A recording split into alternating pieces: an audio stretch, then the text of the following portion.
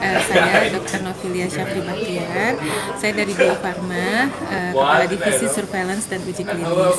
Oke, nah kita pengen cerita-cerita nih Bu tentang GP, pengen cari tahu lagi. Ya. Karena kan selama ini tuh masih ada ya sentimen-sentimen di masyarakat mengenai imunisasi. Ya. Salah satunya yaitu dengan kejadian ikutan pasca imunisasi itu sendiri. Bisa dijelasin sedikit nggak sih sebenarnya KIPI itu apa? Ya, jadi KIPI itu adalah kejadian medik yang timbul pasca imunisasi. Baik kita duga bahwa itu karena vaksin atau bukan, itu harus kita tindak lanjuti untuk diketahui atau diinvestigasi apakah ada hubungannya dengan vaksin atau tidak.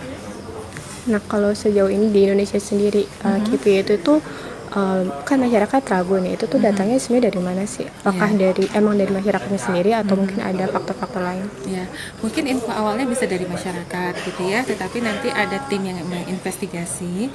Jadi alhamdulillah di Indonesia kita ada namanya Komnas PP-KIPI untuk tingkat nasional dan ada komite daerahnya untuk pemantauan kejadian ikutan pasca imunisasi.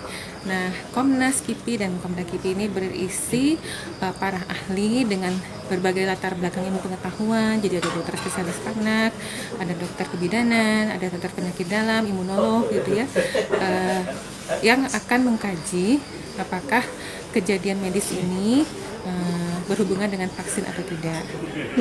Nah kalau dari Ibu sendiri dari pihak Bio Farma, bagaimana sih melihat KIPI yang ada di Indonesia?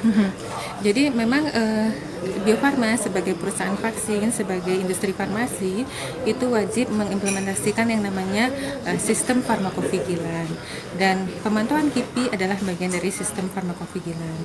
Kita bekerja sama dengan Komnas KIPI. Bila ada kasus-kasus KIPI kita akan konsultasi dengan Komnas, kita akan mengumpulkan datanya. Apabila kita menerima laporannya duluan, kita akan kirimkan ke Komnas dan juga ke Badan POM. Dan untuk produk-produk kami yang dijual di luar negeri, kami juga melakukan yang namanya Safety Data Exchange Agreement. Jadi apabila ada kasus di luar negeri, maka kami juga akan diinformasikan. Oke. Nah kalau untuk kepedulian dari Bio Farma sendiri nih terhadap KIPI itu bagaimana bentuknya?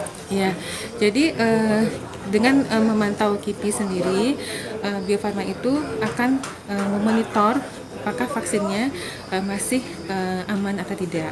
Nah, itu adalah kewajiban kita. Jadi dengan laporan-laporan KIPI, hasil investigasinya, analisisnya, kemudian akan kita lihat trennya, Bio Farma akan melihat apakah ada peningkatan KIPI yang terkait dengan kualitas atau tidak. Jadi ini untuk kewaspadaan kita untuk menjaga agar vaksin kita tetap baik kualitasnya.